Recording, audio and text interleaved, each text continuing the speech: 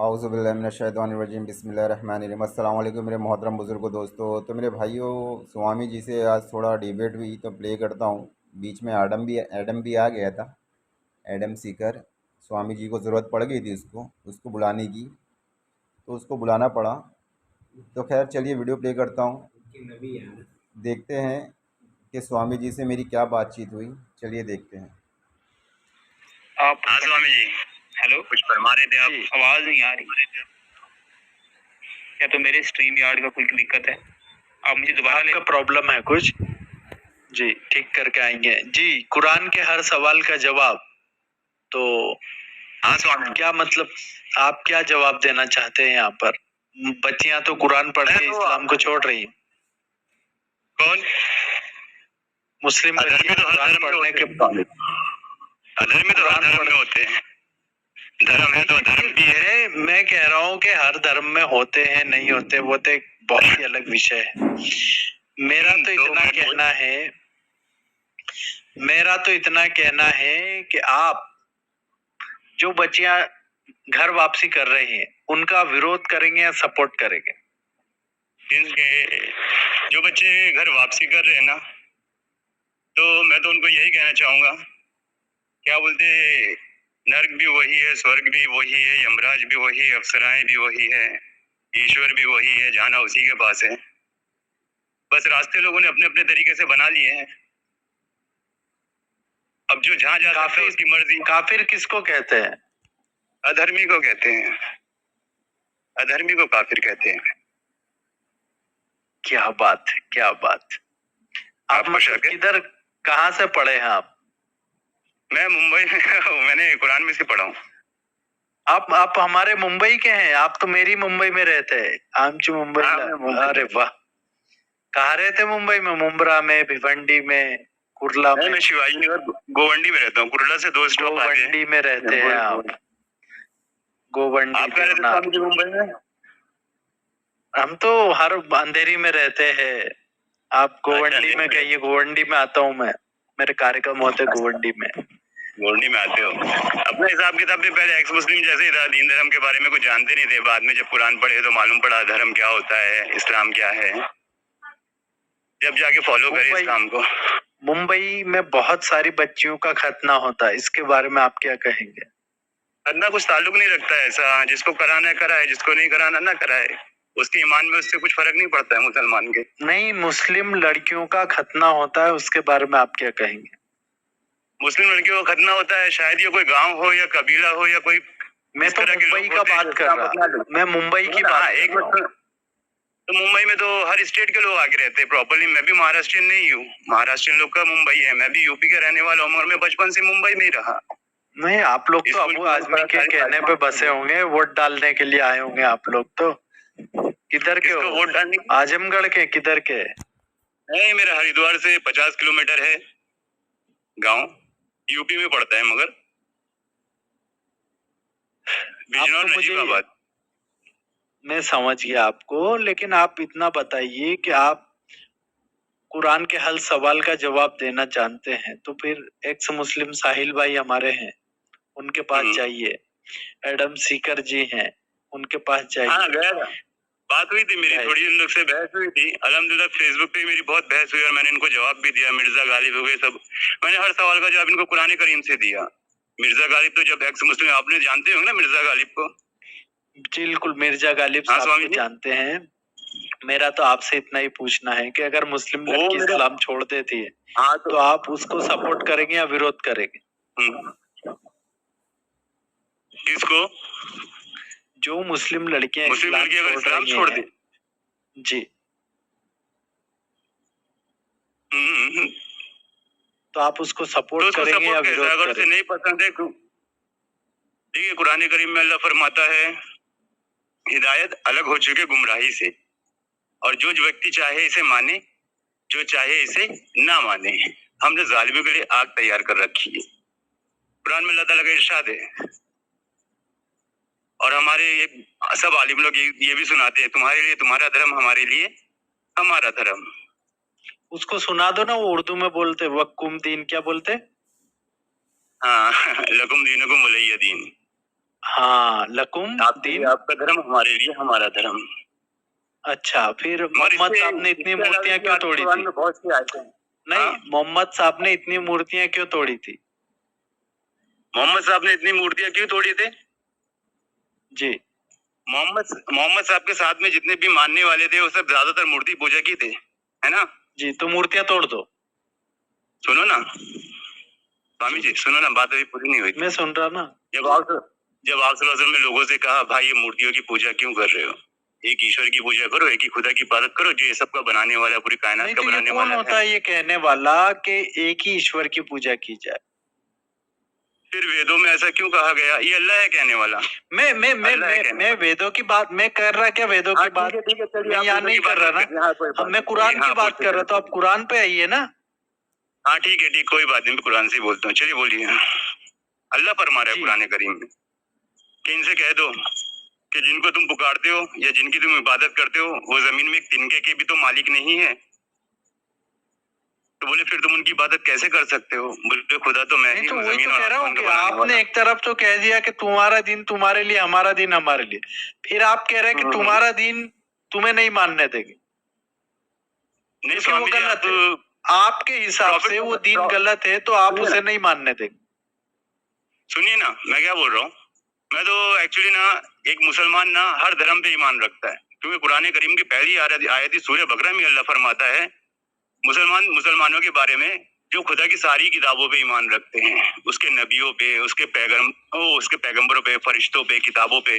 मुसलमान नाम स्वामी जी एक ऐसा इंसान है ना जो हर धर्म की किताबों पे यकीन रखता है। मगर क्या उसमें क्या हो गया? अल्लाह ने क्या फरमा दिया कि उन लोगों ने चंद सिक्कों की खातिर अल्लाह की आयतों को बेच डाला, अल्लाह के दीन को छोड़ डाला, और किताब में थोड़ा छाट बांट भी की उन्होंने अपनी मर्जी से। जहाँ कुछ उन लोगों को अच्छा नहीं लगता था कुछ आयतें, तो अपनी तरफ से बदल दिया करते थे। समझे? इस तरह अल्लाह ताला ने फरमाया। मगर कुरान करीम की जिम्मेदारी अल्लाह ताला ने खुद ही ली कि इसकी जिम्मेदारी मेरी है। आप कहाँ चले गए? मेरा ये कहना है कि तुम्हारा दिन तुम्हारे लिए, हमारा दिन हमारे लिए। ये कहने वाले परम पूज्य हजरत पैगंबर मोहम्मद साहब सल्लल्लाहु अलैहि वसल्लम साहब ने क्यों मूर्तियां तोड़ दी? हाँ सल्लल्लाहु अलैहि। मैं वही तो बता रहा था आपको, आपने सुने नहीं। नहीं, आपने बताया नहीं ना। आप कह रहे हैं कि उन्होंने बोल दिया कि ये तो तिनके भर के भी मालिक नहीं है। तो सुनो ना मेरी बात, वो कहाँ पूरी हुई? आपने फिर वापस दूसरा टॉपिक खोल दिया। तो मैं बता रहा ना, जब आप सल्लल्लाहु अलैहि वसल्लम मक्का में थे और लोगों से वो अल्लाह का पैगाम पहुंचाते थे, जब उनको मैसेंजर चुना गया, पैगाम पहुंचाने वाला चुना गया। नहीं, ये किसने बताया कि उनको मैसेंजर चुना? परम पूज्य हजरत पैगंबर मोहम्मद साहब सल्लल्लाहु अलैहि वसल्लम साहब को। मेरे भाई वो बात तो पूरी होने देते, नहीं बीच में कुछ ना कुछ नया टॉपिक निकाल देते तो मैं इनको बताता कि क्यों मूर्ति तोड़ी। जितने भी उनके साथ में सहाबा थे सारे मूर्ति पूजक थे, मूर्ति पूजा किया करते थे। जब उन्होंने ईमान अपना लिया तो फिर मूर्ति किस काम की? तो सारी मूर्ति तोड़ दी गई और काबे को मूर्तियों से पाक कर दिया गया और अल्लाह की इबादत शुरू कर दी गई। जब अल्लाह का पैगाम पहुंचा, आप सल्लल्लाहु अलैहि वसल्लम तो सिर्फ पैगाम पहुंचाने वाले थे, और ये कह रहे कि मूर्ति तोड़ी गई। उससे पहले आप सल्लल्लाहु अलैहि वसल्लम को और सहाबा को कितनी तकलीफ़ दी गई। वो सब ये बातें नहीं करेंगे कि किस तरह का उनके साथ में मामला पेश किया गया, किस तरह के उनके सामने उन्हें तकलीफ़ें दी गई कि इन्हें वतन से निकाल दो या जान से मार डालो, ये लोग थोड़े से लोग हैं, बोले इन्हें ख़त्म कर डालो, कत्ल कर डालो। इस तरह की बातें आप सल्लल्लाहु अलैहि वसल्लम के बारे में करते थे। खैर वो बात करनी हो तो लंबी हो जाएगी, तो इंशाल्लाह बाद में बात करें। मैं वीडियो प्ले करता हूँ, आप देखिए। पैगंबर चुना है किसने बताया? ये अल्लाह ने बताया कुरान करीम में। नहीं, बाकी लोगों को अल्लाह, मतलब अल्लाह के पास तो इतना बड़ा स्पेस है, तो वो लिख के क्यों नहीं दे देता वहां से?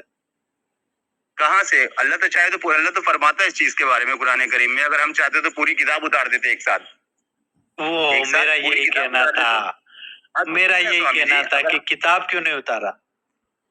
ये मेरे भाइयों ऐसे लोगों का, बहुत लोगों का कहना है कि पूरी किताब अल्लाह ताला ने क्यों नहीं एक साथ नाजिल की, जिससे कि स्वामी जी भी कह रहे थे। हालांकि मैं मोबाइल से वीडियो बनाता तो रेफरेंस पेश नहीं कर पाता और आयतें भी पेश नहीं कर पाता। अब स्वामी जी ने और आडम ने इस वीडियो में मेरी बहुत मजाक भी उड़ाए कि भाई 4 रुपये का रिचार्ज करवा दो इसके मोबाइल में, 5 रुपये का रिचार्ज करवा दो इसके मोबाइल में, चोरी का मोबाइल चला रहा है। इस तरह की मेरी बहुत मजाक भी उड़ाया इन लोगों ने। तो खैर मैं एक साथ में पूरी किताब क्यों नहीं नाजिल हुई उस बात का जवाब अभी देता हूँ। तो ये देखिए मेरे भाई, स्वामी जी कह रहे थे, बोले कि एक ही दफ़ा में पूरी कुरान क्यों ना एक साथ नाजिल की गई, ऐसे धीरे धीरे क्यों नाजिल की गई। तो मैंने उनको वीडियो में स्ट्रीम में भी जवाब दिया। तो ये सूरह फुरकान की आयत है जिसमें अल्लाह फरमाता है 32 आयत में, और कुफ़ार कहने लगे उन पर आखिर कुरान का कुल एक ही दफ़ा क्यों ना नाजिल किया गया। हमने इस तरह इसलिए नाजिल किया ताकि तुम्हारे दिलों को तस्कीन देते रहें, और हमने इसको ठहर ठहर कर नाजिल किया है। और ये कुफ़ार चाहे कैसी ही अनोखी मिसाल बयान करें, मगर हम तुम्हारे पास उनका बिल्कुल ठीक और निहायत उम्दा जवाब बयान कर देते हैं। कुरान हर सवाल का जवाब, हर जवाब का जवाब, सवाल का जवाब देता है मेरे भाइयों। क्या फरमा रहा है अल्लाह ताला। और ये कुफ़ार चाहे कैसी ही अनोखी मिसाल बयान करें, मगर हम तुम्हारे पास उनका बिल्कुल ठीक और निहायत उम्दा जवाब बयान कर देंगे। तो इंशाल्लाह वीडियो में और भी जवाबात इनके बयान करेगा। देखो अल्लाह ताला किस तरह। मेरा मोबाइल से वीडियो बनाना, नेट का थोड़ा लोचा वीडियो में हुआ है, तो और बाकी जो सवालात के जवाब लास्ट में अटक गए थे वो इंशाल्लाह मैं इस वीडियो में दे दूँगा। स्ट्रीम में तो क्योंकि लैपटॉप में होता तो इस स्क्रीन पे शो करके दिखाता, मगर खैर ये वीडियो बना के मैं दिखा देता हूँ अभी आप लोगों को, है ना, कि कुरान एक दफ़ा में क्यों नहीं नाजिल किया गया। जो लोग इस तरह का सवाल करते, जैसे स्वामी जी ने किया कि एक साथ कुरान क्यों नहीं नाजिल हुआ, तो उसके बारे में अल्लाह ताला ने क्या फरमाया कि हमने इसको धीरे धीरे करके इसलिए नाजिल किया ताकि तुम्हारे दिलों को कायम रखे। हाँ, तो इसका जवाब भी मैं दे रहा हूँ ना, किताब पूरी क्यों नहीं दी। अल्लाह ताला फरमाता हम चाहते तो पूरी किताब इनके सामने उतार देते, पूरी की पूरी किताब उतार देते, मगर हमने कुरान को धीरे धीरे स्लोली ग्रेजुअली इसको इसलिए नाजिल किया ताकि हम इनके दिलों को कायम रख सके। 23 साल लगा कुरान को मुकम्मल होने में। इसका जवाब किसके दिलों को दिया, क्योंकि बहुत से लोग नहीं, किसके दिलों को कायम रख सके, इंसानों के दिलों को जो आप सल्लल्लाहु अलैहि वसल्लम के टाइम पे मौजूद थे और सारी उनको मैसेज दिया जा रहा था, उनके बारे में फरमाया ताकि हम इनके दिलों को कायम रख सके। ये सब सवाल करने वाले 1400 साल पहले भी थे। तो अभी 1400 सालों में कोई फर्क नहीं पड़ा, तो अब आप क्या कहना चाहते हो कि मतलब वापस से कुछ नई किताब आने वाली है? नहीं, कोई किताब नहीं आई, खत्म हो गया। आखिरी रसूल, आखिरी पैगंबर है, अब कोई वही भी नहीं आने वाली है, फैसला हो चुका है। नहीं, मुझे तो अभी मालूम पड़ा कि एक नबी आ गए शायद। नहीं, आप कैसे बोल सकते जब पुराने करीम में अल्लाह ताला ने फरमा दिया, जो शख्स ये कहे कि उसके ऊपर वही नहीं, अल्लाह ने वो यही बोल रहा है, वो यही बोल रहा है जो अभी नए नबी हैं, वो बोल रहे हैं कि अल्लाह ने उनको भी बोला कि आप नबी हैं। उसके पास दलील क्या है? अल्लाह की बात कर रहा, वो अल्लाह का नाम ले रहा, वो बोल रहा कि अल्लाह ने बोला मेरे को। जैसे हमें नबी आप सल्लल्लाहु अलैहि वसल्लम ने फरमाया कि मैं खुदा का रसूल हूँ, बोले क्या सबूत है तुम्हारे पास, तुम खुदा के रसूल हो। लोगों ने उनसे सवाल किया तो उनके पास वही आती थी, कुरान के जरिए से जवाब दिए जाते थे। तो उनको भी आने लग गई अभी आयत, वो जो नए नबी हैं उनको भी आयत आने लग गई। नहीं, मगर ये स्वामी जी जिस तरह के नबी की बात कर रहे हैं, तो मैंने तो बोला, हम लोग कुरान में अल्लाह ताला ने फरमाया कि जो कोई ये कहे कि मुझ पे वही आई है, ये आया है, वैसा है, तो अल्लाह ताला ने फरमाया कि झूठे, ऐसे लोग झूठे, मैं आज दिखाता हूँ ऐसे बहुत से लोग हैं जो अपने आप को नबी होने का दावा करते हैं, इस तरह की बातें करते, लोगों को बहकाते, गुमराह करते। सीधी सीधी बात है, आप लोगों को तो पता है कुरान करीम में फरमा दिया कि खातमिन नबी है, आप सल्लल्लाहु अलैहि वसल्लम आखिरी नबी है। मिसाल के तौर पर इस एसेस को देखिए, ये बंदा भी कह रहा था कि मेरे ऊपर वही आ रही है, मुझ पर एक सूरह नाजिल हो रही है, हाँ खुदा ने मुझे एक पैगाम भेजा है। समझे, जैसे स्वामी जी कह रहे थे ना कि वो भी आदम को नबी बना रहे हैं, कि वो भी कह रहे हैं कि मैं नबी हूँ, मेरे पास वही आ रही है। ऐसे बहुत से बंदे दुनिया में पड़े हैं, और आप सल्लल्लाहु अलैहि वसल्लम ने भी फरमाया कि ऐसे तरह बहुत सारे लोग आएंगे जो कहेंगे कि मैं नबी हूँ, दावे करेंगे दुनिया भर के। तो स्वामी जी भी इनकी बातों में ना आए। हालांकि मुझे उतने टाइम पे स्वामी जी को मैंने ये बात तो बताया कि जो लोग ऐसी बातें कहते हैं उनके बारे में कुरान में क्या इरशाद है, मगर मुझे आयतें नंबर याद नहीं था, आयतों का नंबर याद नहीं था, और मेरे पास मोबाइल। तो चलिए देखते मैंने क्या जवाब दिया था ऐसे लोगों को। देखिए कुरान में क्या फरमाता अल्लाह ताला, जो लोग कहते हैं कि हम मेरे पास वही आई है, मैं नबी हूँ, नबी का सिस्टम मेरे भाइयों ख़त्म हो गया। देखिए अल्लाह क्या फरमाता है सूरह अनाम की वर्सेस 93 में, और उससे बढ़कर जालिम कौन होगा जो खुदा पर झूठ गढ़े और कहे कि हमारे पास वही आई हो, हालांकि उसके पास वही वगैरह कुछ भी नहीं आई हो। बेशक दावा करे जैसा कुरान खुदा ने नाजिल किया है वैसा मैं भी बना देता हूँ। ए रसूल, काश तुम देखते हैं कि जालिम मौत की शक्तियों में पड़े हैं, और फरिश्ते उनकी तरफ जान निकालने के वास्ते हाथ लपका रहे हैं और कहते जाते हैं कि अपनी जानें निकालो, आज तुमको रुसवाई के अजाब की सज़ा दी जाएगी, क्योंकि तुम खुदा पर नाहक झूठ छोड़ा कर देते और उसकी आयतों को सुनकर उनसे अकड़ा करते थे। तो सुने मेरे भाइयों, स्वामी जी को इंशाल्लाह उम्मीद है इस चीज़ का भी जवाब मिल जाएगा। अगर मुसलमान इस चीज पे यकीन नहीं रखेगा ना, वो उसका यकीन रखने की वजह ऐसी है कि कुरान करीम में अल्लाह ताला फरमा दिया कि नबियों की मोहर खातमीन नबी है, और दूसरी जगह पे इरशाद फरमाया कि जो शख्स ये दावा करेगा उसके पास वही आई है, मतलब खुदा की तरफ से वही वगैरह आई है, हालांकि उसके पास वही वगैरह कुछ भी ना आई हो, तो उससे बड़ा झूठा कोई नहीं है। मतलब तो इसका भी यहाँ मतलब मालूम पड़ता है हमें इस आयत से कि अब वही किसी के ऊपर आएगी नहीं, और मोहम्मद सल्लल्लाहु अलैहि वसल्लम ही आखिरी रसूल है। जब कुरान में कुछ हो ही नहीं सकता, कोई उंगली कुछ कर ही नहीं सकता, अल्लाह ने उसकी जिम्मेदारी दी है, तो दूसरा कोई नबी आने का सवाल ही नहीं उठता ना। अगर किताब में कुछ हेर फेर हो जाए, अरे अभी आ गए, मैं वही तो आपको जानकारी दे रहा हूँ कि अभी जो नबी आए हैं वो नबी कह रहे हैं कि अब मेरे को तो कल एक बोले कि एडम सीकर साहब नबी है, बोले वो लड़कियों की इज्जत बचा रहे, एक सौ मुस्लिमों को जगा रहे, तो बोले ये स्वामी एक मिनट, एक अधर्मी इंसान के बारे में आप ऐसा कैसे कह सकते हैं? मुझे तो मालूम है कि आप अधर्मी इंसान के बारे में अच्छा खासा ज्ञान रखते होंगे। हाँ स्वामी जी, रखते होंगे ना, अधर्मी जानते हो ना किसको? मैं तो भारत के लोकतंत्र को मानता, संविधान को मानता। आप इतने सारे बताइए मेरे भाइयों, एक स्वामी जी ऐसी बात कर रहे हैं कि अधर्मी की परिभाषा नहीं बयान कर पा रहे हैं। इनकी और बात सुनिए।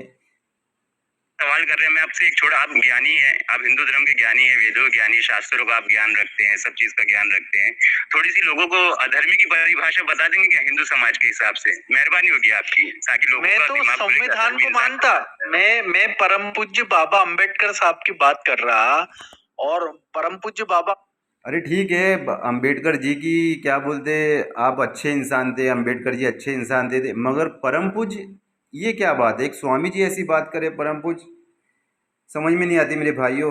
दुनिया फितने का सामान है। मेरे हिंदू भाइयों, आप लोग भी गौर फिक्र करें और थोड़ी अपनी अकल लगाएं कि देखिए कहाँ जा रहा है एक धार्मिक आदमी, कहाँ जा रहा है। अंबेडकर जी को परम पूज्य बना रहा है।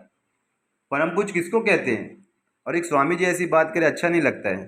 अंबेडकर साहब ने जो संविधान भारत में बना है, स्वामी जी, मालूम ये है देश संविधान की संविधान से चलता है, ये देश किसी किताब से नहीं चलता। तो मेरा इतना ही कहना है कि आप कहाँ जा रहे हो बात लेके? स्वामी जी, हम संविधान पे नहीं बात कर रहे, हम धर्म पे बात कर रहे हैं। मैं संविधान पे काम करता हूँ ना, यही तो आप चूक रहे हैं। मैं संविधान पे काम करने वाला व्यक्ति। संविधान पे तो हम लोग भी काम करते हैं। आप नहीं कर रहे, संविधान को लेके आगे बीच में आप बिल्कुल फॉलो नहीं करते। आप नबी की बात कर रहे हैं, आप सुन्नत की बात कर रहे हैं, आप उम्मत की बात कर रहे हैं। आप कहाँ कर रहे हैं? आप तो कह रहे हैं कि सुनो ना, कुरान करीम में देश की मोहब्बत के बहुत सारे ताल्लुक है। मैं आपको यहाँ पे कुछ बताऊं साहब? कुरान में कहीं एक आध जगह कुछ मुझे नहीं पता, लेकिन हमारा संविधान, पूरा संविधान जो है वो नियम जो सिखाता है वो फॉलो करना पड़ेगा। कुरान के हिसाब से देश नहीं चलता है। अरे तो स्वामी जी, संविधान ने हमें इजाजत दी है ना कि हम अपने धर्म का प्रचार कर सके, अपने धर्म का पालन कर सके। हमें संविधान ने इजाजत दी है ना। क्या हमें संविधान ने इस चीज की इजाजत नहीं दी? और हम दोनों तो धार्मिक आदमी हैं। संविधान ठीक है, हम दोनों फॉलो करते हैं। मेरा कुरान भी कहता है इताअत करो अल्लाह की और उसके रसूल की। मैं संवैधानिक आदमी हूँ और मैं एक संविधान प्रेमी हूँ। मैं परम पूज्य हमारे बाबा अंबेडकर साहब का एक सिपाही हूँ। तो आप मुझसे ये ना कहें कि इस प्रकार की बातें कि मैं आपकी तरीके से मजहबी व्यक्ति हूँ। मैं बिल्कुल मजहबी नहीं। स्वामी जी मतलब स्वामी जी भी लगता नास्तिक हो गए, अधर्मी हो गए। अब साफ कह रहे हैं इस वीडियो में कि इन्हें धर्म से कोई ताल्लुक नहीं है, धर्म से कुछ मायने नहीं रखते हैं, तो लोगों को स्वामी बन के भी शायद फिर बेवकूफ़ बना रहे हैं ये। क्या हमें हमारे संविधान ने हमारे धर्म का पालन करने से मना किया है? बिल्कुल। अगर आप उस धर्म को किसी के ऊपर ठोकेंगे, ये हमारे साथ नबी एडम सीकर साहब आ गए हैं, तो मैं नबी एडम सीकर साहब को ही कहूंगा कि नबी साहब आप ही, हजरत एडम साहब आप ही इनको समझाएं। जी, एडम साहब को बुलाया गया। स्वामी जी अटक गए, तो स्वामी जी जब अटक गए तो आदम को बुलाया गया कि आदम भाई झेलो इनको। स्वामी जी तो बेचारे फंस गए थे। अब आदम भाई आगे फंस गए। अब मगर मसला क्या हो गया मेरे भाइयों, इस वीडियो में मेरे नाइट ने मेरा साथ नहीं दिया, और इन लोगों ने जब मुझे एक बार बाहर कर दिया तो दोबारा मुझे वापस अंदर लिया भी नहीं लास्ट में। चलिए अभी एडम की बात भी सुनते हैं। देखिए एडम का भी क्या हाल हुआ है। स्वामी जी ने अपनी मदद के लिए आदम को तो पुकार लिया कि आदम आ जाओ, मेरी मदद करो, अटका रखा है इसने मुझे। स्वागत है आपका सर, आपने हमें बुलाया अपनी लाइव स्ट्रीम पे। बहुत बहुत धन्यवाद है सर। बुलाया गया है। नहीं एडम साहब का ही चैनल है ये मान लीजिए। बुलाया गया एडम साहब को, बोले इसको झेलो। हाँ सुनिए ना स्वामी जी, मगर मैंने आपसे एक सवाल पूछा, मेरे को मत सुनाओ। ये हमारे नबी आ गए हैं, हमारे हजरत पैगंबर एडम साहब हैं, उनसे बात कीजिए। आदम भाई से बात करेंगे ना। मेरे भाइयों, मेरे नॉन मुस्लिम भाइयों, आप लोग भी एक चीज़ को नोट करें। एक स्वामी बोल रहे हैं, एक अधर्मी इंसान को नबी बना रहा है, वो अपना पैगंबर बना रहा है। स्वामी जी को भी तो थोड़ी अकल रखनी चाहिए। क्या हो गया इन स्वामी जी को भी, कैसी कैसी हरकत करे। हिंदू धर्म तो फिर जो कुछ बचा कुछ है वो भी ख़त्म हो जाएगा अगर अधर्मी लोगों को अपना मार्गदर्शन मानने लगे। स्वामी जी आदम भाई से बात करेंगे ना हम थोड़ा, मगर मैं आपसे थोड़ी सी बात कर लूं। एक सवाल पूछा था मैंने आपसे, थोड़ा मत करो, एडम साहब से बात कर लो आप। आपने 3 बातें बोली हैं अभी, आपने 3 बातें अभी बोली हैं जो कि आपने गलत बोली हैं, लिहाजा मुझे जरा जुड़ना पड़ा स्ट्रीम में, वरना मैं ना जुड़ता। आपने कहा कुरान में देशभक्ति बताई गई है। प्लीज मुझे वो आयतें दे जहाँ पे देशभक्ति दिखाई है। प्लीज आयतें दिखाइए आपने। आप आयतें बोले, मैं दिखाऊंगा स्क्रीन पे। और अगर ना निकली देशभक्ति फिर क्या करेंगे? हाँ ठीक है, ना निकली तो मैं, अगर निकल गई तो चले, अगर निकल गई तो फिर आप क्या करोगे? बेशक दिखाइए सर। अब अरे दिखाऊंगा भाई, सुनो ना, यहाँ पे करने की बात है ये। अगर मैंने दिखा दिया तो, और अगर ना दिखा सके तो? अरे मैंने दिखा, अगर पैगंबर के मुंह से मैंने सुनवाया, बराबर होएगा ना, बराबरी पे ऊपर आएंगे ना। चले, जो आप रखेंगे अगर ना दिखा सके तो जो आप अपने लिए रखेंगे उसका रिवर्स में अपने लिए रखूंगा। बात खत्म। अब अपने ऊपर रखिए। अगर आप देशभक्ति ना दिखा सके, एक मालूम है, चलो ऐसे कोई बारी बारी भाई मेरे बारी बारी एक सेकंड रुकते जाए ना। अब एक सेकंड रुकते जाए ना, अब बात को समझने, बराबरी के ऊपर आते हैं। अगर आप देशभक्ति ना दिखा सके, ठीक है, और देशभक्ति हम किसे कहते हैं? देशभक्ति हम इसे कहते हैं कि आप जिस देश में रहते हैं, चाहे वो नॉन मुस्लिमों का देश हो चाहे वो मुसलमानों का देश हो, इससे ये अगर सिर्फ मुसलमानों का देश है फिर नहीं, फिर बोली जा रहे हो यार, सवाल तो सुन लो पूरा। मेरे भाई सवाल नहीं सुनोगे जवाब कैसे दोगे? भाई हाँ, सवाल नहीं सुनोगे जवाब कैसे? अरे भाई मैं बिना सुने जवाब दे देता हूँ, अल्हम्दुलिल्लाह। मेरा नाम नहीं देख रहे कुरान हर सवाल का जवाब, अब देखो अभी कैसा जवाब दूंगा आपको इंशाअल्लाह। ओके, वापस आते हैं। देखिए मैं आपको अभी चैलेंज कर रहा हूँ। भाई आपने हंसी क्यों ना, भाई अभी आपको चैलेंज हजरत, मैं भी आपको सुनो ना भाई, सुनो ना, आपने सुनो ना भाई, चैलेंज तो सुन लो, चैलेंज तो सुन लो, फिर जवाब दो। अरे सुनिए ना, कुरान से देशभक्ति दिखाना है ना। अभी बात लंबी क्यों कर रहे हैं, मुझे दिखाने तो दो। अरे मुझे दिखाने तो दो सर, सुने तो सही, सुने, एक सेकंड रुके सरकार। मैं आपको यहाँ पे चैलेंज करने लगा हूँ कि इस्लाम, कुरान, हदीस आपको सिर्फ ये दिखाता है कि 2 तरह के देश हैं। एक है आपका जो हाउस ऑफ इस्लाम है, दारुल इस्लाम, और एक है हाउस ऑफ लड़ाई का घर, दारुल हरब। हर नॉन मुस्लिम कंट्री दारुल हरब है, हर मुसलमान कंट्री दारुल इस्लाम है। इस्लाम आपको देशभक्ति नहीं दिखाता, इस्लाम आपको इस्लाम सिखाता है। अब आप दिखाइए, हो गया कुरान दिखाइए। आप एक्सेस हो ना, आयत दिखाइए कुरान। हाँ अरे सुनो ना, अभी चैलेंज हो गया, अब आयत दिखाएं सर।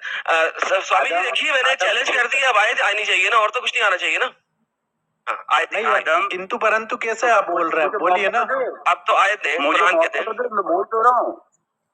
मेरे भाइयों, मौका ही नहीं दे रहे बोलने का। देख रहे आप किस तरह, मैंने बोला यार मुझे मौका दो बोलने का मौका दो, मौका ही नहीं दे रहे। मगर खैर चलिए वीडियो प्ले करते देखते हैं, मौका मिला तो मैंने बोला। अरे मुझे मौका दो, मैं बोल तो रहा हूँ भाई, मैं मना कर रहा हूँ क्या तुम? नबी ऐसे सभ्यता के साथ आप नाम ले, हमारे नबी हैं। अरे स्वामी जी कैसी बात कर रहे हैं, नबी है क्या, क्या हरकतें कर रहे हैं ये सब, नबी है। अभी मैंने आप लोगों को आयत पढ़ के सुनाया नबी, और आपने इनको नबी मान लिया, एक अधर्मी इंसान को नबी मान लिया। तो फिर एक जब स्वामी ऐसी हरकत करेगा तो फिर बाकी हिंदू समाज का क्या होगा, किस तरह आप उनका मार्गदर्शन करेंगे? जरूरत है हमारे। हाँ सुनो ना, नबी आदम बोलिए, नबी आदम साहब, आप करके सभ्यता से नाम ले। आदम, कुरान की आयत नहीं, ऐसे आदम नहीं, एकदम ऐसे नहीं लेना, हजरत आदम बोले, नबी आदम बोले जी।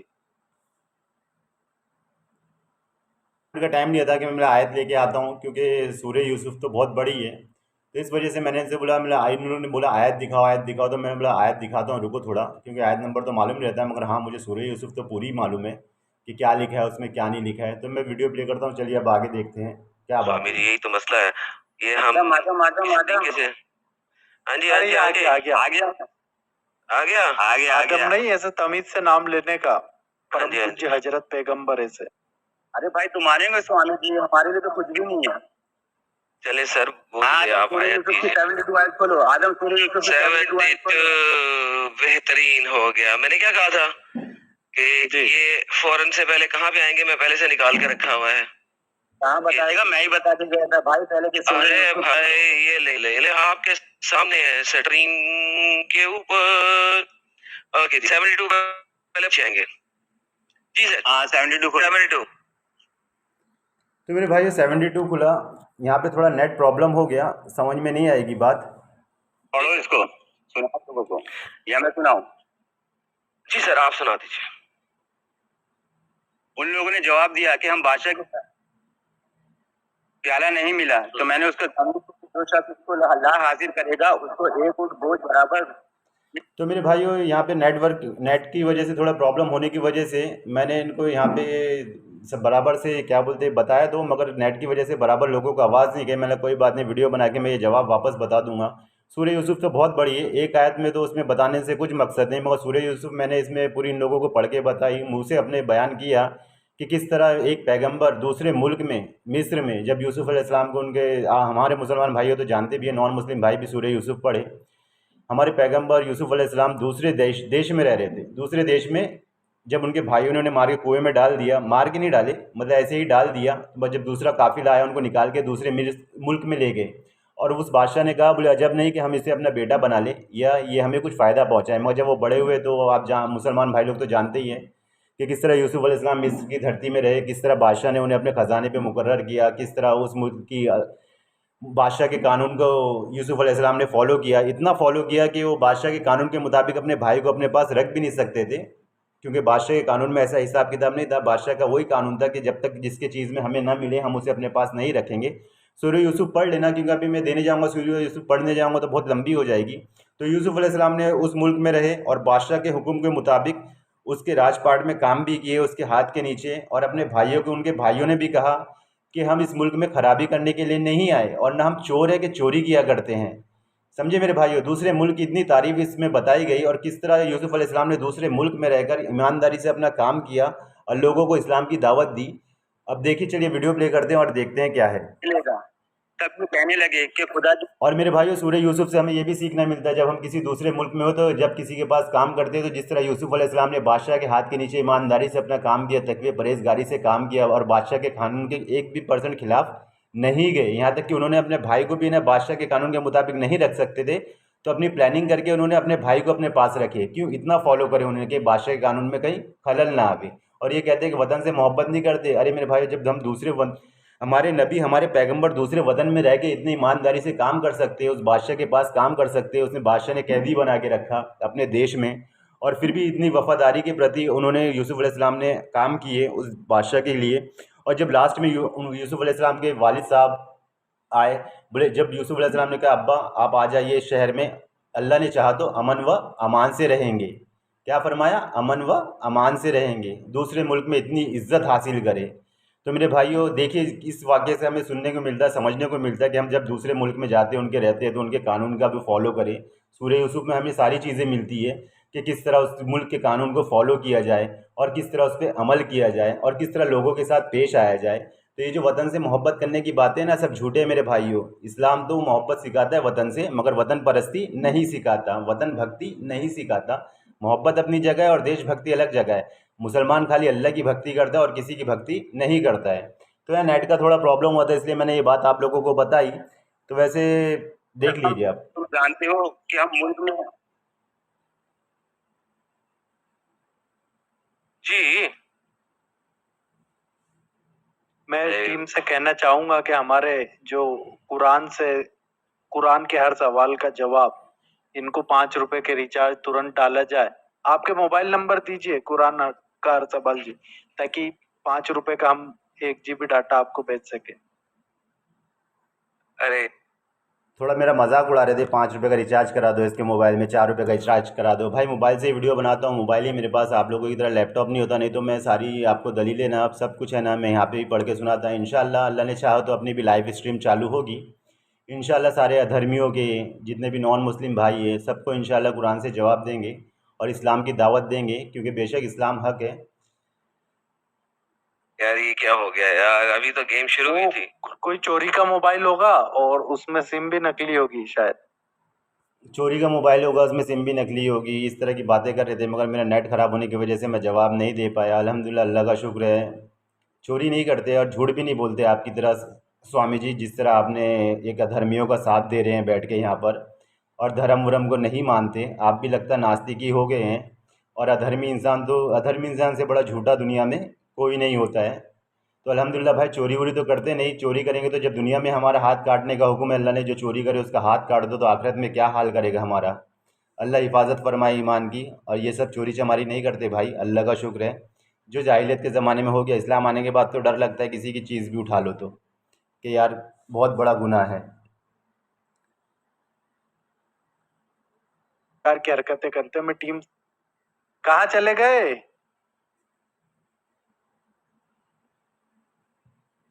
ये देख, ये चोरी के मोबाइलों से इस प्रकार की हरकतें करते हैं। मैं टीम से कहना चाहूंगा इनका नंबर निकाल के इनको तुरंत 3-4 रुपए का रिचार्ज 5 रुपए का डाल दें, ताकि ये नेट के प्रॉब्लम होने की वजह से दोनों मेरा मजाक उड़ा रहे। एक वक्त था भाई हमारे सामने कोई मजाक क्या, इतना एड़ भगा देते थे उसकी, मगर अल्लाह का शुक्र है जिसने तमीज़ सिखाया कि लोगों से कैसा बात करना चाहिए। कुरान करीम अल्लाह फरमाता है लोगों से अच्छे तरीके से बात किया करो, कोई कौम किसी कौम का मजाक ना उड़ाए, क्या पता वो तुमसे बेहतर हो।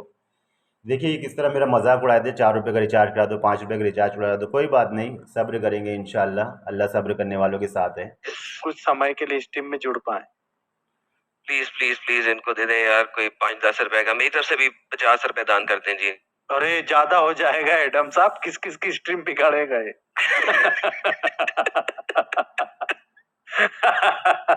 वो आ गया, चलो डलवा दिया शायद 4 रुपए का। डलवा लिया उसने, जी। ओके जी सर। बोलिए। लेने देना ये जरा अपनी जी हाँ, बात पूरी कर लें आप सर।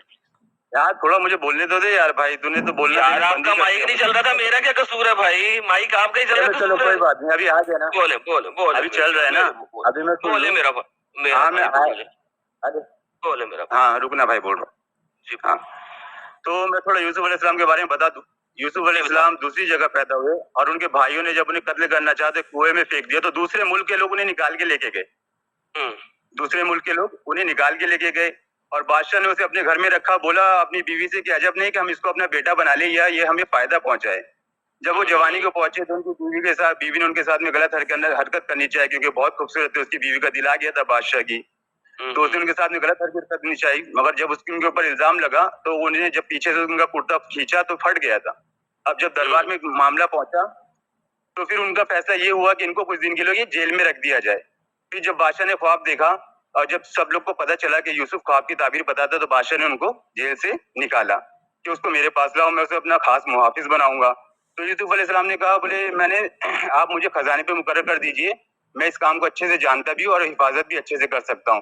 तो बादशाह ने उनको अपने दूसरे मुल्क की बात हो रही है, उनका मुल्क नहीं है, कुछ दूसरे मुल्क की बात हो रही है। बादशाह ने आगे बादशाह ने उन्हें खजाने पे मुकर्रर किया। और फिर जब उन्होंने उनका भाई जब गल्ला लेने के लिए आए मिस्र में उनके पास, तो यूसुफ अलैहिस्सलाम देख के उनको पहचान गए, मगर वे लोग ना पहचान पाए। यूसुफ अलैहिस्सलाम ने चाहा कि जो उनका छोटा भाई था बिन्यामीन, उनको अपने पास रख ले।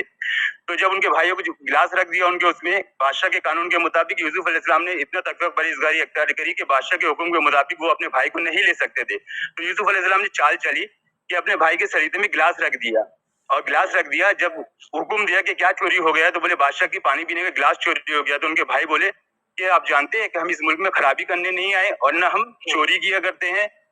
तो ये सब बातें वहाँ पे हुई। अच्छा, तो उन्होंने अभी खत्म नहीं हुआ, अभी खत्म नहीं हुआ। अरे भाई आदम मेरे भाइयों तो बीच में बोलने का मौका ही नहीं दे रहे थे, बीच में कूद पड़ते थे। जब देखे कि हाँ भाई भारी पड़ रहा है तो बीच में कूदना तो ज़रूरी है। चलिए वीडियो प्ले करते देखते हैं और क्या क्या बात हुई। अरे बोल लेना, फिर बोल लेना, अभी आजम साहब को बोल लेने दो। अरे यार एक सेकंड रुके यार, मैंने रोक दिया। देखिए आप, मेरी बात पूरी नहीं हुई और मुझे बीच में ही रोक दिया गया और आदम भाई ने फिर बोलना चालू कर दिए। सूरह यूसुफ की आयत नंबर 18 से शुरू हुए हैं मुझे सुनाना, और आप आयत नंबर 60 पे पहुंच गए। आयत नंबर 56 क्यों खा गए, पहले वो मुझे बताएं।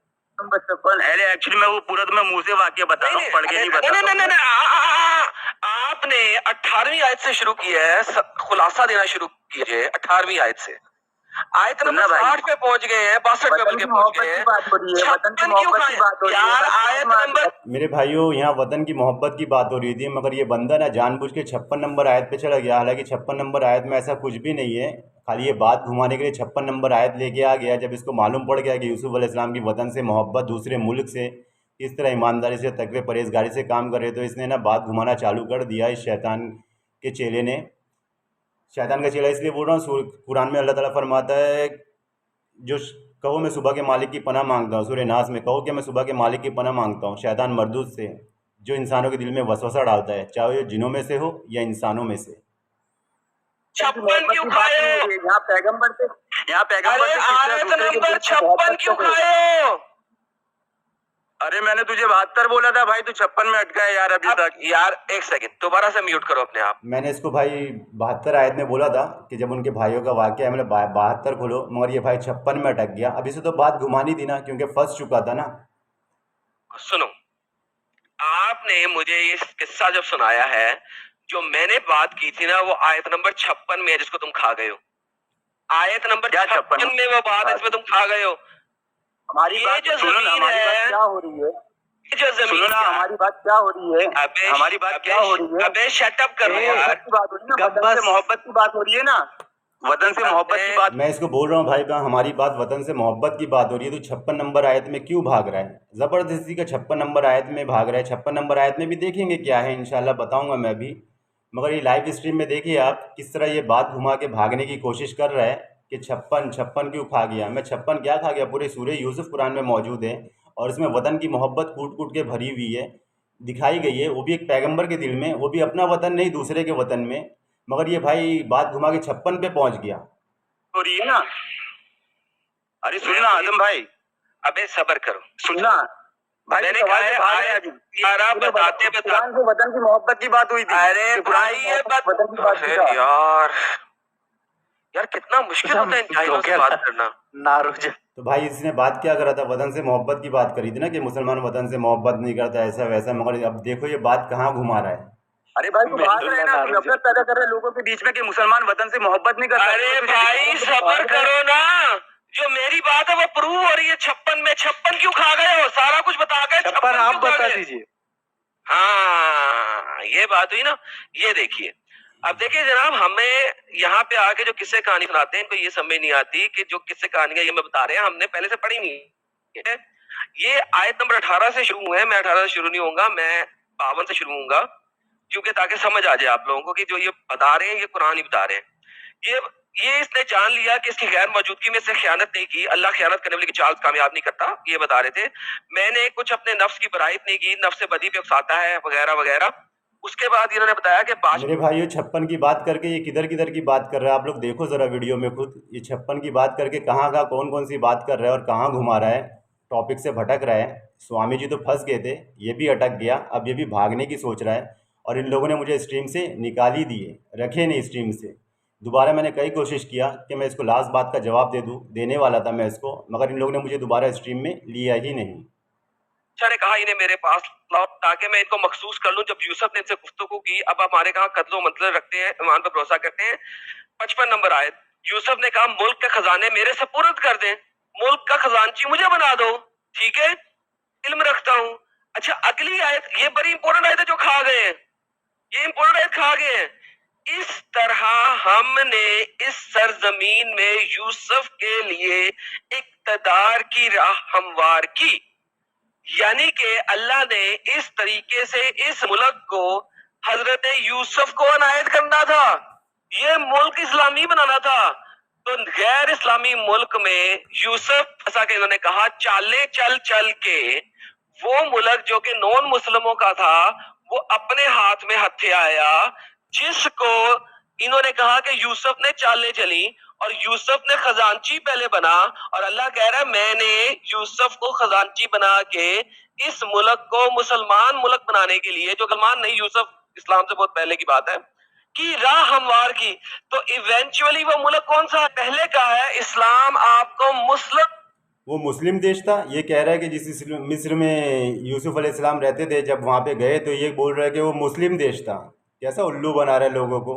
कुरान करीम में अब चलिए 56 मैं भी पढ़ के सुनाता हूँ आप लोगों को हिंदी में। 56 आयत जिसपे वो लेके आदम अभी चिल्लाने लगा, जब मैंने उसे और आयतों से दलीलें दिया, वतन से मोहब्बत की दलीलें दिया, तो 56 पे अटक गया। 56 पे अटक गया और 56 पे देखिए क्या लिखा हुआ है। गरज यूसुफ शाही खजानों के अफसर मुकर्रर हुए और हमने यूसुफ को यूं मुल्क मिस्र पर काबिज बना दिया कि उसमें जहाँ चाहे रहे। हम जिस पर चाहते हैं अपना फजल करते हैं और हम नेकोकारों को ऐसा ही अज्र को और हम नेकोकारों को अज्र को अकार्त नहीं करते, मतलब बर्बाद नहीं करते। हम नेकोकारों के अमल को, नेकोकारों के कर्म को बर्बाद नहीं करते। और इसके आगे भी अल्लाह ताला 57 में, और जो लोग ईमान लाए और परहेजगारी करते रहे उनके लिए आखिरत का अज्र उससे कहीं बेहतर है। तो मेरे भाइयों, यहाँ से कहीं भी साबित नहीं होता है कि वो मिस्र वो टाइम पे मुस्लिम हुकूमत थी, नहीं थी मेरे भाइयों मुस्लिम हुकूमत। आदम ये बात यहाँ पर झूठ बोल रहा है। इस बात को अगर वो सच्चा है तो साबित करे कि जब यूसुफ अलैहिस्सलाम मिस्र में रह रहे थे क्या वो मुस्लिम कंट्री थी? नहीं, वो मुस्लिम कंट्री नहीं थी। चलिए हम वीडियो पे वापस जाते हैं और आदम की और बात सुनते हैं कि किस तरह बात घुमा के भागना चाह रहा था, अटक गया था। अल्हम्दुलिल्लाह मेरे साथ में वो स्वामी जी अटक गए तो उसको मदद के लिए बुलाया, भाई बचाओ इसको, कहाँ लेके आ गए इसको।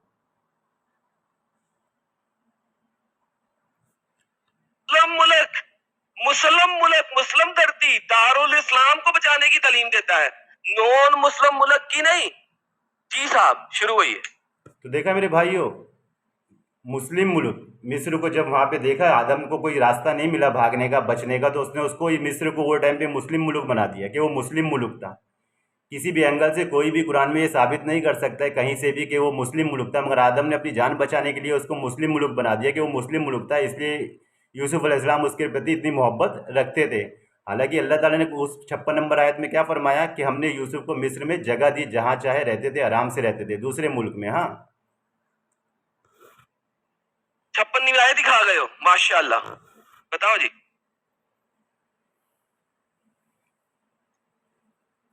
बोलिए।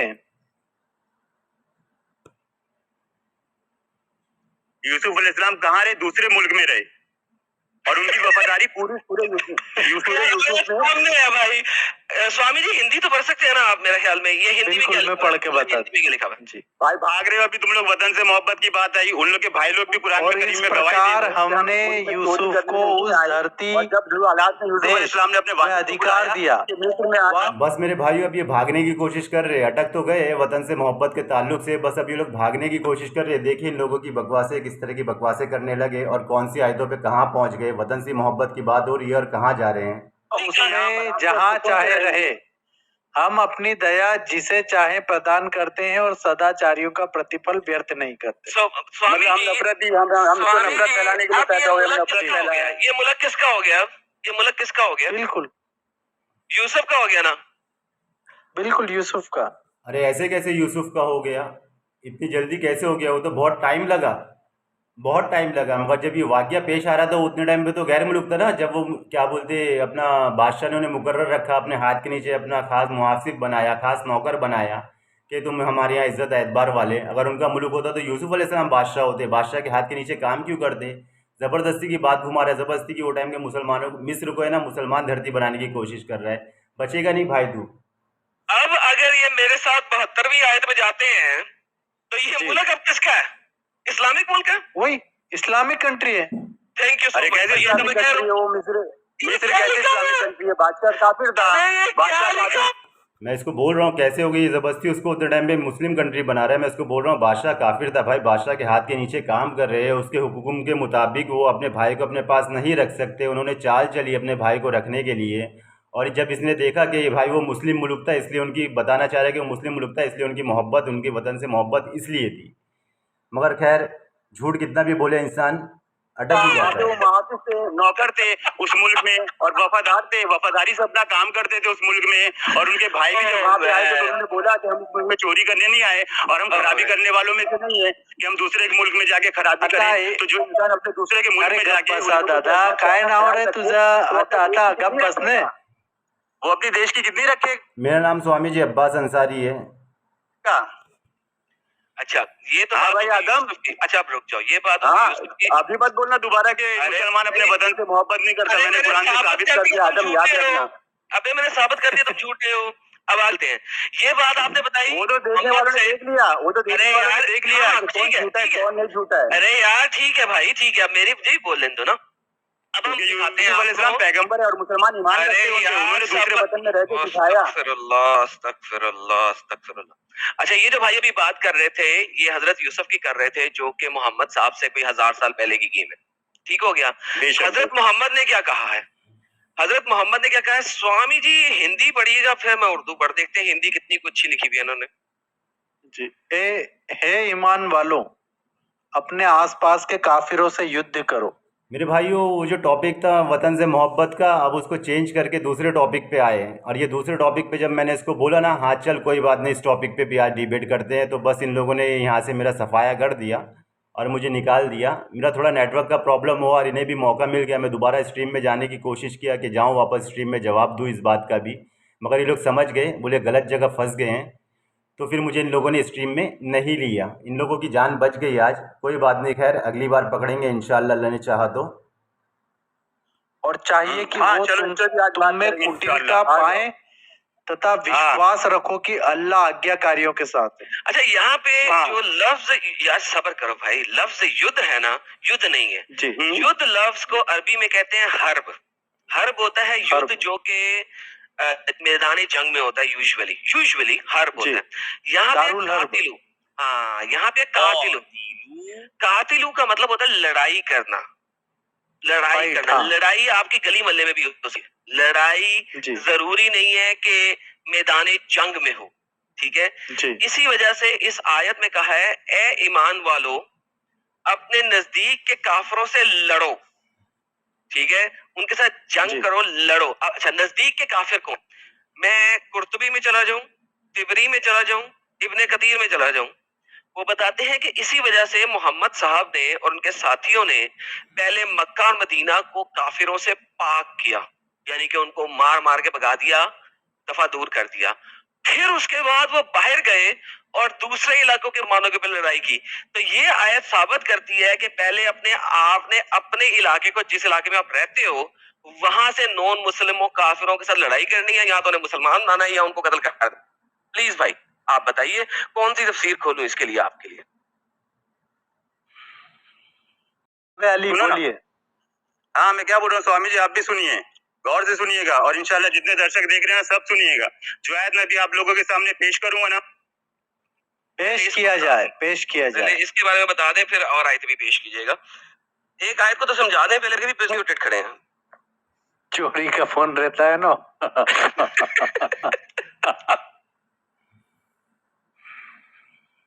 जी जनाब अली सुनो ना। बोलिए। हाँ, मैं क्या बोल रहा हूँ स्वामी जी, आप भी सुनिए, गौर से सुनिएगा और इंशाल्लाह जितने दर्शक देख रहे हैं सब सुनिएगा। जो आयत मैं भी आप लोगों के सामने पेश करूंगा ना, पेश किया जाए, पेश किया पहले जाए। इसके बारे में बता दें, फिर और आयत भी पेश कीजिएगा। तो मेरे भाइयों, बस ये मेरे लास्ट की बात थी कि जो आयत पेश करने जा रहा था मुझे मौका नहीं मिला, और इन लोगों ने मुझे एक्सिट भी कर दिया, बाहर कर दिया स्ट्रीम से, और मैं वो आयत पेश भी नहीं कर पाया इन लोगों के सामने। तो खैर अभी मैं वो आयत पेश कर दूंगा वीडियो बनाकर, कि जो कुरान में कत्ल करने की बात कही गई है, काफिरों को मारो, नज़दीक के जिस तरह की आदम बात कर रहा है, नॉन मुस्लिमों के दिलों में नफरत फैला रहा है, उस चीज़ को भी मैं क्लियर करने वाला था, मगर ये लोग समझ गए कि ये गले की हड्डी बनने वाला है। तो बस ये मैंने जो लास्ट बात कही ना, आप सुनो ना, सुनानी, सारे दर्शक भी देख रहे हैं, मैं भी दूंगा कुरान से जवाब इस आयत का। एक आयत दूंगा, सारी आयतों को इंशाल्लाह वो आयत खा जाएगी, सारी आयतों का खुलासा कर देगी कि किन लोगों से कत्ल करने की बात कर रहा है अल्लाह ताला, किन से नहीं कर रहा है। एक आयत को तो समझा दें पहले, भी प्रेजेंट। इनका इंटरनेट क्यों खराब हो जाता है? अनम्यूटेड खड़े हैं। चोरी का फोन रहता है ना। मेरे भाई, जिस तरह हंसी मजाक उड़ा रहे हैं ना, कुरान करीम में अल्लाह ताला फरमाता है, मेरे बंदो सब्र करो, एक वक्त तुम्हारा भी आएगा जब तुम इनकी हंसी का मजाक उड़ाओगे, तुम इन पे हंसोगे। आज ये हम पे हंस रहे हैं ना, अल्लाह ताला फरमाता है मेरे बंदो सब्र करो, एक वक्त आएगा जब तुम इन पर हंसोगे। इंशाल्लाह वो वक्त आएगा। Oh my goodness. फिर कहते हैं म्यूट किया था, इंटरनेट इनका खराब हो गया था, म्यूट है ही नहीं, मुझे नजर अच्छा आ रहा अच्छा, है। इन्हें पकड़ के अगर पुलिस ले जाएगी ना चोरी का फोन, तो बोलते देखो दीन खतरे में आ जाएगा, मुसलमान पे अत्याचार। अरे बाप रे। ये देखिए, इन द मीन टाइम, जब तक इनका इंटरनेट नहीं आता, मैं ये आयत बताता हूँ, ये कुरान की आप बता दीजिए, और अब आयतों इनको में मैं से है। एग्जिट कर देता हूँ, इनको भेज देता हूँ घर। ये आप जनाब समझा दीजिए। कुर्तबी है, ये कुर्तबी लिख रहे हैं, वेरी अर्ली स्कॉलर्स में से हैं। वो कहते हैं कि इसी वजह, बस मेरे भाइयों, अब मैं यहाँ से, इन्होंने मुझे एक्सिट कर दिया, बाहर कर दिए स्ट्रीम से। और मैंने बाद में कोशिश भी की, क्योंकि मैं अपनी आयत पेश नहीं कर पाया था। मैं बोला मैं अभी एक आयत पेश करता हूँ। आपने लोगों ने सुना कि मैंने इसको बोला कि मैं अपनी आयत पेश करता हूँ अभी, तो मुझे करने का मौका नहीं मिला। जब मैंने दोबारा स्ट्रीम में जाना चाहा कि जाऊँ वो आयत पेश करूँ, तो इन लोगों ने मुझे स्ट्रीम में दोबारा लिए नहीं। मगर तो क्या हुआ, खैर कोई बात नहीं, मैं अभी वो आयत पेश कर दूँगा। और मेरे नॉन मुस्लिम भाइयों, आपने स्वामी जी को तो सुने किस तरह वो संविधान को मानते, धर्म को नहीं मानते। मतलब साफ है कि ये भी नास्तिक हो गए हैं, ये भी अब अपने धर्म से फिर गए, अधर्मी हो गए हैं। और लोग स्वामी बने हुए घूम रहे हैं, लोगों के सामने कह रहे हैं। मैंने इनसे एक सवाल किया कि मुझे अधर्मी के बारे में बता दो, आप तो स्वामी हैं, वेदों के ज्ञानी हैं, मगर नहीं बताए। अधर्मियों के बारे में बता दे तो फिर बेचारे एक्स मुस्लिमों का मुंह जरा सा हो जाता। अधर्मी कौन होता है हिंदू धर्म के हिसाब से, बहुत बड़ी बात है, वो तो बाद में करेंगे। मगर मैंने जो आयत पेश करने की बात की थी ना, ये कह रहे थे ना काफिरों को मारो, कत्ल करो, नज़दीक के काफिरों से जंग करो। ये सब किन काफिरों के बारे में बात हो रही है, किन से जंग करने की बात हो रही है ना मेरे भाइयों, तो मैं वो बताता हूँ। एक आयत तो पहले आप लोगों को अभी सुना देता हूँ, जो मुझे याद तो है, मगर उसकी आयत नंबर याद नहीं है, मगर ढूंढूंगा तो मिल जाएगा। मगर चलिए मैं आप लोगों को सुना देता हूँ। मेरा मुसलमान भाई तो ईमान रखता है अल्लाह के कलाम पर। अल्लाह ताला कुरान करीम में फरमाता है, जिन मुसलमानों से ज़बरदस्ती खामखा लड़ाई की जाती है, उन्हें भी इजाज़त दी जाती है कि वो भी लड़े। क्या? जिन मुसलमानों से ज़बरदस्ती की जाती है, लड़ाई की जाती है, उन्हें इजाज़त है वो भी लड़े। और हमारे नबी की बात कर रहे हैं कि इनके नबी ने पड़ोसियों को कत्ल किया, क्या किया उनके साथ में। पड़ोसियों ने स्टार्ट में क्या करते थे मेरे भाइयों, क्या करते थे, कैसा कैसा हाल करते थे कि उनके जूते मुबारक तक खून में भर जाते थे। अबू बकर रज़ी अल्लाह अन्हु के जूते मुबारक भी खून में भर जाया करते थे। कुरान करीम में ऐसी बहुत सी आयत है जिसमें आप सल्लल्लाहु अलैहि वसल्लम की तकलीफ़ को बयान किया गया। ऐ पैगंबर, ये लोग तुम्हारे बारे में चाल चल रहे कि तुम्हें कैद कर दे, या जान से मार डाले, या वतन से निकाल दे। उधर वे चाल चल रहे थे और खुदा सबसे बेहतर चाल चलने वाला है। यहाँ तक कि हमारे नबी को इतनी तकलीफ़ दी गई, इतना मारा गया, इतना सताया गया, कत्ल करने की प्लानिंग की गई कि हिजरत करके हमारे नबी को मदीना जाना पड़ा। मदीना जाना पड़ा हमारे नबी को हिजरत करके, इतना सताया गया। और भी बहुत सी बातें कि मुसलमानों के साथ में कितनी तकलीफ़ की बात आई। ये जो अपने स्वामी जी कह रहे थे ना, घर वापसी करो, ऐसे पहले भी मुसलमानों के साथ में होता था, धर्म में वापस आ जाओ, घर वापसी करो। मिसाल के तौर पर आप लोगों को दिखाता हूँ। कत्ल करने वाली बात क्या है, जो सूरह मुमताना की मैंने बात किया था, इंशाल्लाह मैं वो दिखाऊंगा अभी वीडियो के लास्ट में। मगर ये जो घर वापसी की स्ट्रीम चला रहे थे हमारे क्या बोलते स्वामी जी कि घर वापसी करो, अरे जब तो आप खुद ही धर्म पर नहीं हो तो घर वापसी करा के करोगे क्या? आप तो संविधान को मानने लगे भी। संविधान को मानो, अच्छी बात है, मगर क्या धर्म को छोड़ता है? क्या धर्म से बड़ा कुछ है क्या? धर्म से बड़ा माँ बाप, देश वेश, वतन, मुल्क, दुनिया, कुछ भी हो, धर्म से बढ़कर कुछ भी नहीं है। हिंदू धर्म में भी ये चीज़ है और इस्लाम में भी यही चीज़ है कि धर्म से बढ़कर कुछ भी नहीं। तो यहाँ तक कि तुम्हारे माँ बाप भी धर्म से बढ़कर कुछ नहीं। तो ये जो घर वापसी की बात कर रहे थे ना मेरे भाइयों, ये देखिए क्या, ये भी क्या कह रहे थे, योगी ने यूपी में पिछवाड़े में मुल्लों के डंडा डाल दिया है, बड़ी तकलीफ हो रही है हगने में, अब या तो घर वापसी करो या निकलो हमारे देश से। यही हालात मेरे भाइयों आप सल्लल्लाहु अलैहि वसल्लम के साथ में पहले करते थे, इसी तरह के हालात उनके सामने पेश आते थे। तो देखिए कैसे कैसे और ये वाक़यात अल्लाह ताला आप सल्लल्लाहु अलैहि वसल्लम को सुना सुना के उनके दिल को कायम रखता था, उनको सब्र जमील अता करता था कि रसूल तुमसे पहले भी पैगंबरों का मजाक होता गया है, लोगों ने उन्हें भी सच्चा न समझा, उन कई पैगंबरों को तो कत्ल कर दिया। मगर कुरान करीम में अल्लाह ताला ने फरमाया आप सल्लल्लाहु अलैहि वसल्लम से कि हम तुम्हारी हिफाजत के लिए काफ़ी है, हम तुम्हें इनसे महफूज रखेंगे। तो देखिए अल्लाह ताला किस तरह बयान करता था। उनकी कौम में जो लोग सरदार और बड़े आदमी थे कहने लगे, शुएब या तो तुम और जो लोग तुम्हारे साथ ईमान लाए हैं उनको अपने शहर से निकाल देंगे या तुम हमारे मज़हब में वापस आ जाओ। उन्होंने कहा चाहे हम तुम्हारे दीन से बेजारी हों तो भी अगर हम इसके बाद खुदा हमें इससे निजात बख्श चुका है तुम्हारे मज़हब में लौट जाएं तो बेशक हमने खुदा पर झूठ बांधा और हमें मुनासिब नहीं कि हम उसमें लौट जाएं। खुदा जो हमारा परवरदिगार भी चाहे तो हम मजबूर है, हमारे परवरदिगार का इल्म हर चीज़ पे अहाता किए हुए, हमारा खुदाई पर भरोसा है। ए परवरदिगार हम में और हमारी कौम में इंसाफ के साथ फ़ैसला कर दे और तू सबसे बेहतर फ़ैसला करने वाला है। उनकी कौम में जो लोग सरदार थे कहने लगे कि भाइयों अगर तुमने शुएब की पैरवी की तो बेशक तुम घाटे में पड़ गए, और उनको भूचाल ने आ पकड़ा और वे अपने घरों में औंधे पड़े रह गए। ये लोग जिन्होंने शुएब को झुटलाया था ऐसे बर्बाद हुए कि कभी आबादी ना हुए थे। जिन लोगों ने शुएब को झुटलाया वे घाटे में पड़ गए और शुएब उनमें से निकल आए और कहा भाइयों मैंने तुमको अपने परवरदिगार का पैगाम पहुंचा दिया है तो मैं काफिरों पर अजाब नाजिल होने से रंज व गम क्यों करूं।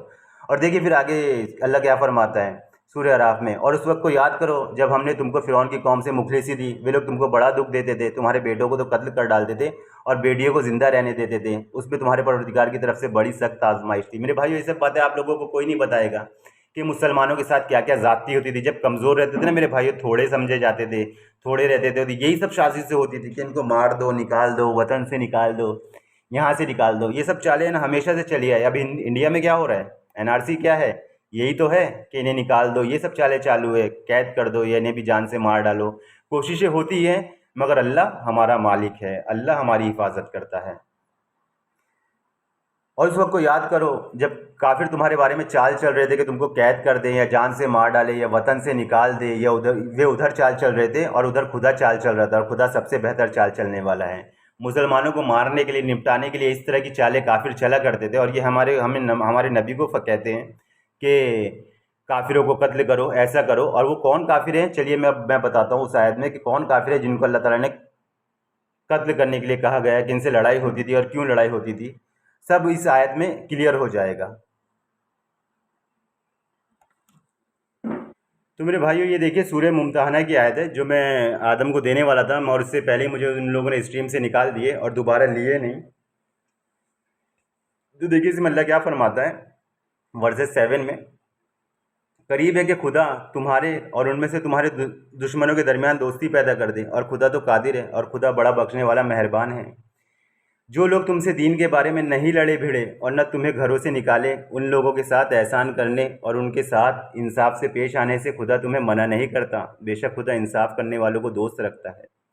किनके बारे में फरमा रहा है अल्लाह ताला इस आयत में? मेरे भाइयों, सारी चीज़ क्लियर हो गई। जितने भी मारने काटने की, कत्ल वत्ल की बात करते हैं ना कि देखो इस्लाम में ऐसा लिखा है, कत्ल कर दो, ये कर दो, इनको मारो, ये करो, वो करो, काफिरों को मार डालो।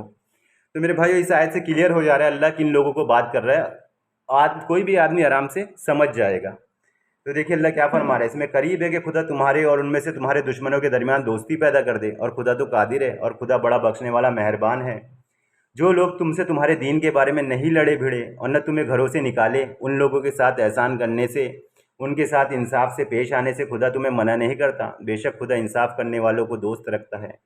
खुदा तो बस उन लोगों के साथ दोस्ती करने से मना करता है जिन्होंने तुमसे दीन के बारे में लड़ाई की और तुमको तुम्हारे घरों से निकाल बाहर किया और तुम्हारे निकालने में औरों की मदद की।